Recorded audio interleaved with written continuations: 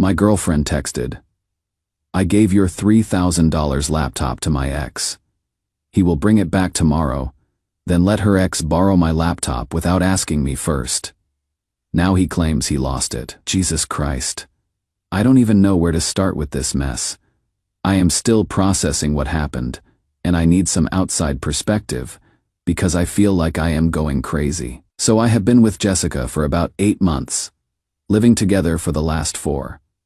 Things have been really solid between us, or so I thought. I work in cybersecurity and I have this custom gaming Faywork laptop that cost me around $3,000. It has got my work files, personal projects, and honestly, it is my baby. I built the specs myself and saved up for months to buy it. I use it for work, gaming, crypto trading. It is basically my life. She has seen me stress about backing up files and being careful with it. 5 days ago, I get a text from Jessica while I am at work. "Don't freak out, but Brandon borrowed your laptop. His broke down right before a big client presentation, and he was panicking." I felt bad for him. I literally stared at my phone for like 10 minutes. Brandon is her ex-boyfriend from 2 years ago. They dated for like 3 years, and she claims they are just friends now. But honestly, the way she talks about him sometimes makes me uncomfortable. She always mentions how he is struggling with his startup business and having money problems. I immediately called her, "Jessica, what the hell? You gave away my laptop without asking me." She got defensive right away. "It is just for a few days. He really needed it, and you weren't home. I thought you would understand. That laptop has sensitive work data on it, client information, personal files. You cannot just give it to someone. He is not some random person. Ethan, I have known him for years. He is not going to steal your stuff. But here is the thing. I have tracking software installed on all my devices for work security purposes. I checked it as soon as I got home, and the laptop was showing as active at some apartment complex across town. At least I knew where it was. I texted Brandon directly. "Hey man, I need my laptop back by tomorrow. Jessica said you borrowed it for a presentation. No response for 6 hours. Then, oh hey, thanks for letting me use it. The presentation went great. I will get it back to you soon." That was 4 days ago. I have texted him twice more. I have been looking everywhere. Lost it. A $3,000 laptop. I checked my tracking, still active. Still at the same location. Jessica is trying to play peacemaker. Maybe he really did misplace it. Brandon's been under a lot of stress, with his business failing. I am at the point where I am considering calling the police. Am I overreacting? I never gave permission for this loan, and now the guy is claiming he lost it while my tracking shows he still has it. Jessica thinks I am being vindictive and should be more understanding. But this laptop has thousands of dollars worth of software, all my work files, and personal stuff I cannot replace. What would you do? How do I handle this without completely destroying my relationship? Edit. A lot of people asking about the tracking software. Yes, it is legit. It is enterprise-level security software that my company requires on all devices that access client networks. It shows exact location, and the laptop is definitely still active, and at the same address it has been at for 5 days. Edit 2. Some people suggesting I just go to the apartment complex and knock on doors. I thought about it, but I don't want to escalate things if there is another way to resolve this. But honestly, my patience is wearing thin. Update 1. I wasn't expecting the responses to blow up like that. Thanks for all the advice and support. I have got some major updates, and honestly, this situation is way worse than I originally thought. So after reading all your comments, especially the ones telling me to stop being a pushover, I decided to file a police report. I wasn't sure if they would take it seriously, but I figured I had nothing to lose. I went to the station yesterday morning with all my documentation. The tracking software screenshots, showing the laptop's location, the text conversation with Brandon, where he admits to having it, and then his claim that he lost it. The officer I spoke with, Officer Martinez, was actually really helpful. She said this kind of case is more common than you would think. People borrow expensive electronics, and then claim they lost them to avoid returning them. But here is where it gets interesting. When she ran Brandon's name through the system, she got this look on her face. Sir, the individual you are dealing with has an outstanding warrant for theft from 2022. He was charged with stealing electronics from a former roommate but failed to appear for his court date. My stomach just dropped. Jessica has been defending this guy, and he is literally a wanted criminal for the exact same crime he is pulling on me. Officer Martinez said my case was strong enough for a search warrant since I had proof the laptop was still at his address, and he had lied about losing it. She said they could execute it as early as today. I called Jessica to tell her what I learned. Big mistake. You called the police on Brandon.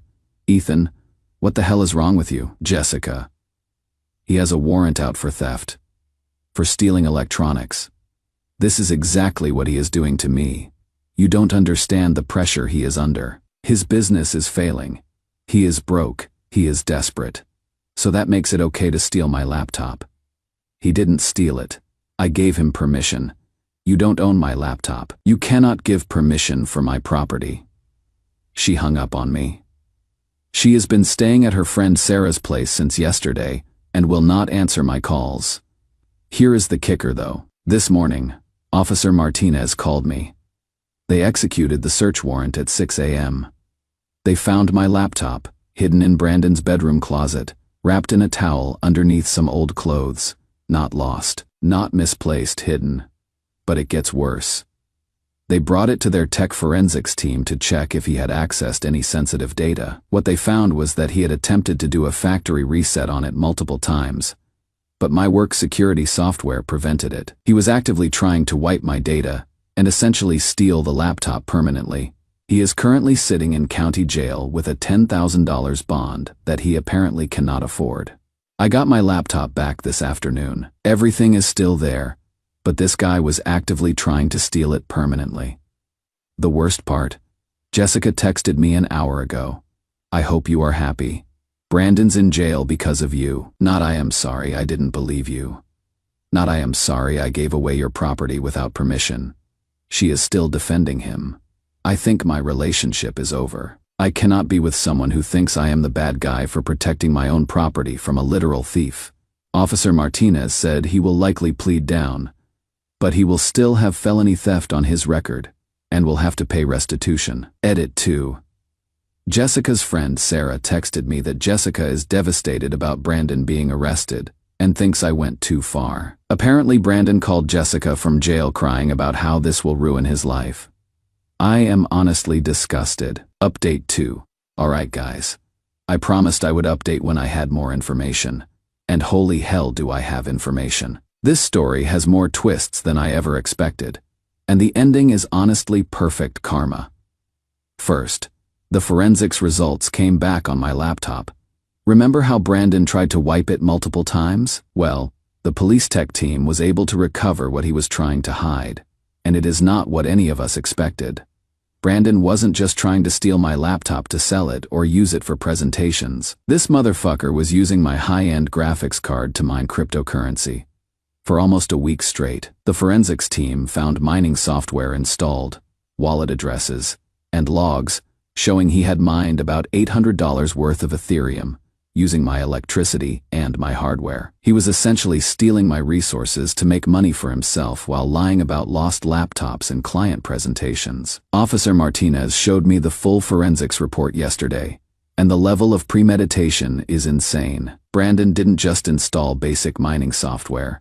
He configured a sophisticated mining setup with multiple pools, optimized settings for my specific graphics card, and even set up automated wallet transfers to obscure the money trail. The timestamps show he started mining literally 30 minutes after Jessica gave him the laptop. This wasn't some, oh hey, maybe I can make a few bucks decision. He came prepared with flash drives containing mining software and pre-configured wallet addresses. Get this. He was mining with settings that would maximize profit while potentially damaging my graphics card. He had the fans running at 100% constantly, temperatures hitting dangerous levels. The tech forensics guy said another week of this abuse could have permanently damaged my $1,200 graphics card. The bastard was willing to destroy my expensive hardware to squeeze out every possible dollar. That is when I realized this wasn't just theft. It was malicious destruction of property with intent to defraud. When Officer Martinez told me this, everything clicked. Brandon's been struggling financially, his business is failing, and he saw my expensive laptop as a way to make some quick money without any overhead costs. The plan was probably to mine crypto for a few weeks, then claim he found it and return it, keeping all the profits. But it gets so much better. Brandon's arraignment was yesterday. I went to court because I wanted to see this piece of face consequences. His public defender worked out a plea deal, guilty to theft and fraud charges, $1,500 fine, plus restitution for the crypto he mined, $800.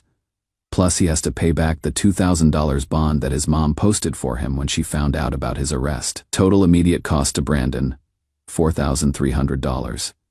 But that is not including the long-term consequences. I got to watch this whole thing play out in court, and it was beautiful. Brandon showed up in an ill-fitting suit, looking like he hadn't slept in days. When the judge read out the charges, theft of property over $1,000 and computer fraud, you could see him physically deflate. His mom was sitting in the front row crying quietly. Apparently she had to take out a loan against her house to post his bond. And now she is out that money too because he cannot pay her back. The judge was not having any of Brandon's sob story. When his lawyer tried to paint him as a struggling entrepreneur who made a mistake, the judge cut him off. Mr. Will, this defendant has a pattern of stealing electronic equipment from people who trusted him. The victim in this case had sophisticated tracking software that proves the defendant not only stole the laptop, but attempted to conceal the theft and use the equipment for financial gain. This isn't a mistake. This is calculated fraud. Brandon actually started tearing up when the judge handed down the sentence, not from remorse, from self-pity.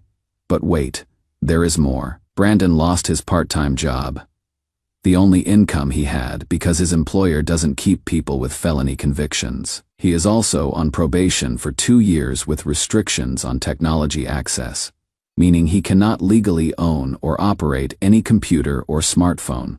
The guy who tried to steal my laptop is now banned from using laptops. As for Jessica, Jesus Christ, she is still defending him. She showed up to his court hearing to support him, and apparently caused a scene when the judge handed down the sentence. Sarah texted me that Jessica has been trying to raise money for Brandon's legal fees and is claiming I destroyed an innocent man's life over a laptop. Here is the kicker.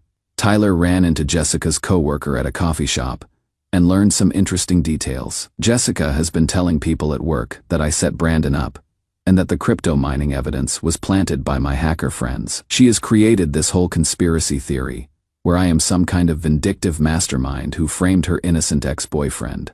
But the reality is catching up with her fast. Jessica works at a small design studio making about $42,000 a year. After taxes and living expenses, she was barely saving $200, $300 a month. The $2,000 she loaned Brandon, that was literally her entire emergency fund that she had been building up for 2 years. Now Brandon cannot pay her back because he lost his part-time job at a marketing firm. They don't keep employees with felony convictions, and his mom is tapped out from covering his bond. Jessica is stuck covering both her living expenses at Brandon's mom's house and trying to help Brandon with his legal costs. Her coworker mentioned that Jessica has been picking up freelance design work every weekend and working until midnight most nights just to stay afloat financially. She went from having a stable relationship, shared living expenses with me, and a decent savings account to being broke, homeless, and working herself to exhaustion for a guy who committed crimes against her boyfriend. Meanwhile, I am doing great. Got my laptop back, learned that my security measures work perfectly, and dodged a massive bullet with Jessica. I have been seeing someone new, a woman who actually respects other people's property, and my work is going better than ever. Sometimes the trash takes itself out, and sometimes karma works exactly the way it is supposed to. Edit. Thanks for all the awards and support over these months. A few people asking if I would take Jessica back if she apologized. Absolutely not.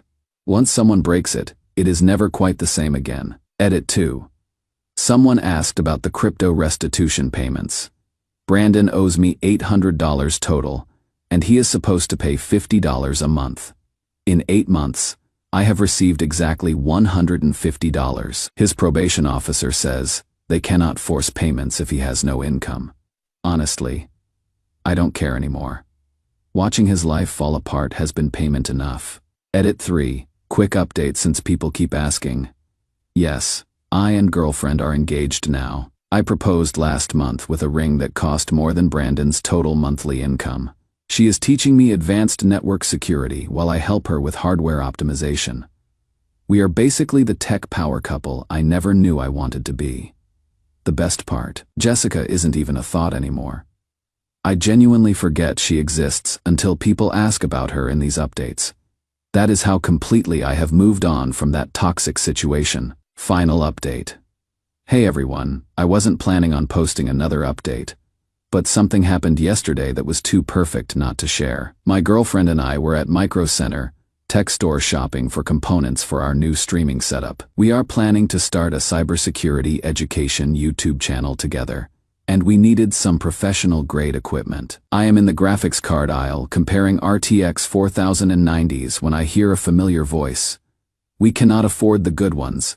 Just get whatever's cheapest. I turn around, and there is Jessica with some guy I don't recognize, thinner than I remember, dark circles under her eyes, wearing clothes that look like they came from a thrift store. Then Brandon walks up to them from another aisle, and the dynamic becomes clear immediately. Jessica and this new guy, let's call him Dave, are apparently together, and Brandon is tagging along. Brandon notices me first, and his face goes completely white. He literally takes a step backward and knocks over a display of phone cases. Jessica, he whispers urgently, we should go. But Jessica doesn't see me yet. She is arguing with Dave about spending money. We agreed on a $150 budget maximum. Dave, we talked about this. Dave looks frustrated. How am I supposed to edit videos on a $150 graphics card? This is for my business. That is when Jessica notices Brandon staring across the aisle and follows his gaze to me. The look on her face was priceless. Pure panic mixed with shame. I am standing there holding a $1,600 RTX 4090, wearing a new leather jacket, clearly doing well for myself. My girlfriend walks up behind me carrying a professional microphone setup, worth about $800, takes one look at the awkward situation, and immediately understands. Is that them? She asks loudly enough for them to hear. Yep, I say, not bothering to lower my voice. Jessica, Brandon, and I guess Jessica's new victim. Brandon actually tries to hide behind a display of power supplies. This 31-year-old man is literally crouching behind computer equipment to avoid eye contact. Jessica, to her credit, attempts to approach me. Ethan. Hi. How are you doing? Really well, actually. Just bought a house. Got promoted to department head, planning a wedding. I gesture to my girlfriend, who waves politely while holding our expensive equipment. Jester's face crumbles a little. Dave, who has no context for any of this, interrupts. Jessica, who is this? And why is Brandon acting so weird? I decide to help him out.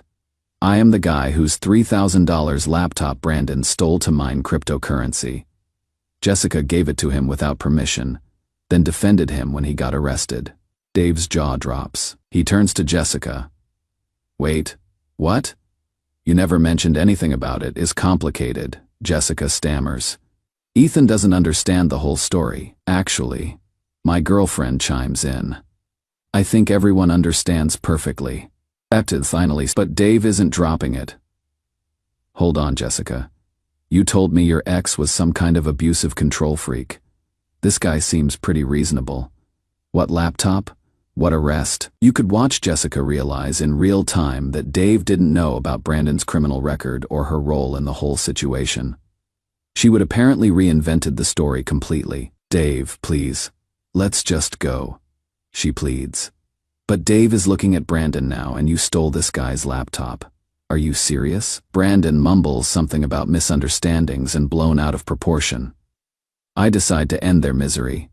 Look, I don't want to cause problems, but Dave, if I were you, I would ask some questions about who you are getting involved with. Check public criminal records. They are all online. My girlfriend adds, Also maybe password protect your electronics.